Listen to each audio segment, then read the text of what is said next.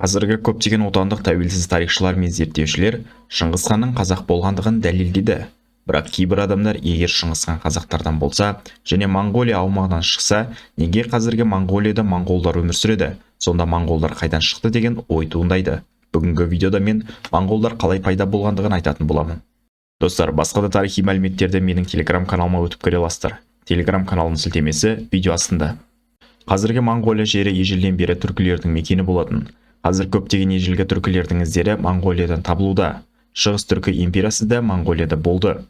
12 ғасырдың екінші жартысында қазіргі Монғолия аумағында 3 ірі мемлекет болды. Олар Ертістен Орхон өзеніне дейінгі аралықта алып жатқан Найман хандығы, Орхоннан Хуанхэ өзеніне дейінгі аралықта Керей хандығы және оңтүстік Монғолияда Жалайыр мемлекеті болды.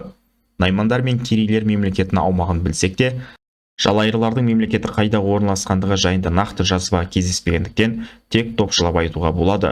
Бұл үш ірі хандықтан бөлек Барлас, Қоңырат, Қият, Қатаған, Меркіт секілді көптеген ру тайпалар да Монғолия және оған жақын аумақтарда өмір сүріп жатты.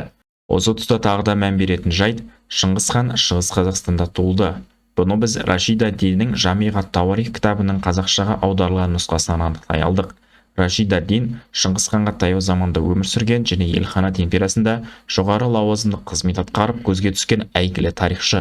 Онда Шыңғыс ханның әулеті 7 ғасырдан бері қазіргі Шығыс Қазақстан облысында Қара Ертіс, Күршім мен Бұқтырмада мекен еткендігі мәлім болды және сол маңда империяның астанасы Қарақорым болғандығы айтылған. Ал орыс тілді нұсқада Қарақорым Монғолияда деп жазылған болатын. Бұл шындықты жасыру үшін орыстар Бұқтырма су қоймасын салдырды. Оның құрылысы 1960 жылы аяқталды. Қарақорым татар империясының астанасы болғандықтан ол жақта археологиялық жұмыстар жүргізілсе, көптеген бұлтартпайтын деректер табылатынын білгендіктен, орыстар оның орналасқан аумағы ешқашан табылмасын деп тұтастай суға батырды. Бұқтырма су қоймасы көлемі бойынша әлемдегі ең ірі 5 су қойманың бірі болып табылады.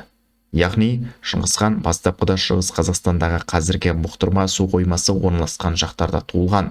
Кейін әкесі Есукейдің өлімінен соң аш-жалаңаш қалып, әкесінің досы Керейлердің ханы Тоғырұлға барып пана тапты. Ал Керейлер ол кезде қазіргі Монғолия аумағында өмір сүрді. Сондықтан Шыңғыс хан Шығыс Қазақстаннан Монғолияға көшіп барды. Кейін қазақ тайпаларын біріктіріп Дешті Қыпшақты, яғни Қазақстан аумағын толықтай жаулаған соң, өзімен бірге Найман, Жалайыр, Керей, Қоңырат және басқа да негізінен орта жүз қазақтарын құраушы тайпаларды ертіп келіп, олар жаппай Монғолиядан Қазақстанға қоныс аударды. Қазақ тайпалардың бір бөлігі генетикалық жағынан Шығыс Азия халықтарынан туыс екендігі анықталды. Бұл жағдайда осы тарихи жайтты растайды. Сондықтан орта жүз тайпаларының арқатасы Монғолияда мекендеген және олар Шығыс түркі империясының тікелей мұрагері. Олар 13 ғасырда жаппай Қазақстанға қоныс аударып келіп, ұлы және кіші жүз қазақтарын құраушы тайпалармен араласып, кейін бір ұлтқа бірікті. Сол сәтте Монғолия аумағы босап қалды, бірақ ол жақтан бүкіл ел тұтастай көшкен жоқ. Кейбір топтар атамекенде қалуды жөн көрді. Монғолияның шығысында Цин империясы болды, ол шүшіттердің мемлекеті болатын. Қазақ тайпалары ол мемлекетті жойған соң шүшіттердің біраз бөлігі босап қалған Монғолияға көшіп жаңа қоныс тапты. Монғолияда қалған қазақ тайпалары мен шүшіттер араласып, бірнеше ғасырлардан соң жаңа ұлт қалыптасты.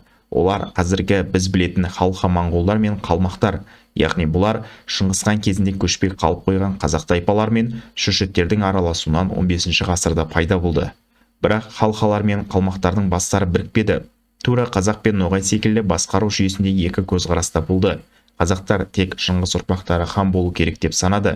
Ноғайлар Шыңғыс хан маңызды емес, билік басында едіге ұрпақтары болу керек деп келсе алмағаны секілді, халқы монғолдар билік басында Шыңғыс ұрпақтары хан болу керек десе, қалмақтар бұған келіспей, өз қоңтайшыларын патша сайлады.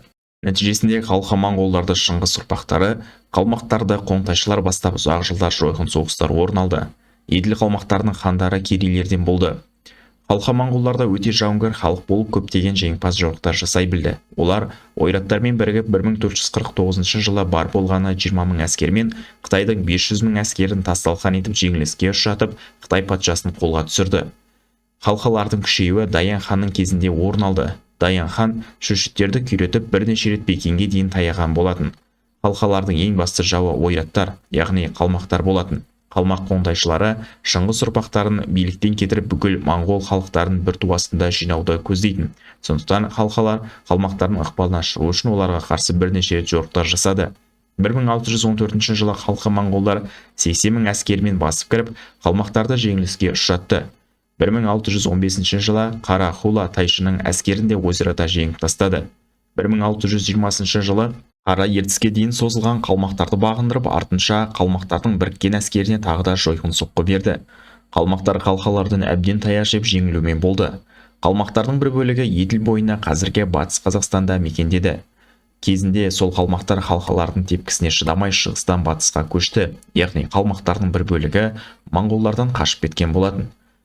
16-17 ғасырларда Шолай Обашының басшылығымен халқа моңғолдар Енисей қырғыздар мен хакастарды бодан еткізіп, салық төлеттіріп қойды. Шолай Обашының орнына келген Омбо Эрдени сол саясатты жалғастырып, 1652 жылы қырғыз хакастарға қарсы жойқын шапқыншылық жасап, жолында тұрғандардың бәрінің астан-кестеңін шығарды. Бұл шапқыншылықтар Енисей қырғыздардың халық санын азайтып тастады. Халқа моңғолдар Қазақ хандығы үшін өте маңызды одақтас болды. Олар қалмақтармен көптеген мәрте соғысып, 200 жылдай жоңғарлардың Орта Азияға өтуіне кедергі болды.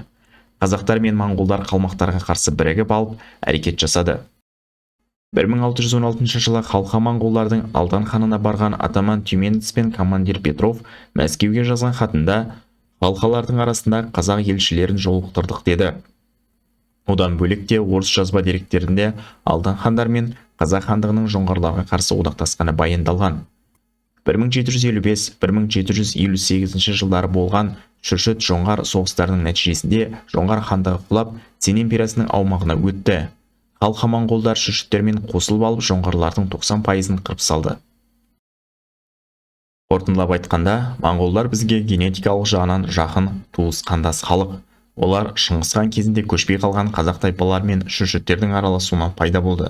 Қазақ хандығы мен халқалардың Алдан хандығы өте жақсы қарым-қатынаста одақтас болды. Бірақ Кеңес одағының кезінде орыстар бұл байланыстарды барынша өшіруге тырысты. Сол үшін де біздің шекарамызды кесіп, Моңғолиямен арамызды бөліп тастады. 19-20 ғасырларда қазақтардың басына қара бұлт төніп, қиын жағдайларға тап болған кезеңдер болды. Шығыс Түркістандағы қақтығыстар 1916 жылғы патша үкіметінің соғысқа қазақтарды тартуына байланысты туындаған ұлт-азаттық көтеріліс 1931-33 жылдардағы аштық тәрізді кезеңдерді жатқызсақ болады. Осы кезеңдерде қазақтардың бір бөлігі сырт елдерге бас сауғалауға мәжбүр болды. Сонда бірқатар халықтар көмектеспек түгілі бізге шабуылдап орасан зор зиян келтірді. Мысалы, Тибетке қашқан қазақтар жергілікті халықтың шабуылына тап болды. Ондай кезде әйелдер мен бала шағасын айтпағанда, онсыз да қаншама күндеп айлап келген қазақтарға қорғану өте ауыр болды. Алтай түркілері де қазақтарды жақтырмады. Үндістандан да пана таба алмады. Бірақ халқа моңғолдар қазақтарға қонақжайлық танытты. Цин империясында 19 ғасырдың соңында болған Тайпин және дүнгендер көтерілісі кезінде көп адам ажал құшты. Сол Аласапыран мен Қантөгіс Шығыс Түркістандағы қазақтарға да қауіп төндірген сәтте олардың бір бөлігі Моңғолияға көшіп барды. Ал моңғол басшылары қазақтардың қоныс аударып келуіне қарсылық білдірмей жер бөліп берді. Қазіргі кезге дейін олар ол жақта ешқандай қуғындау мен озбырлыққа тап болған жоқ. Сондықтан моңғолдар Түркия, Иран, Ауғанстан тәрізді қазақтарға жақсылық жасаған шет елдердің қатарынан болды.